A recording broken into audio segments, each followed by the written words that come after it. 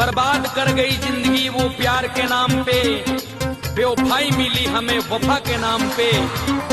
जब जहर दे गए वो दवा के नाम पे, तब खुदा भी रो पड़ा मोहब्बत। कौन है बे तू? दुश्मन, जान का भी माल का भी।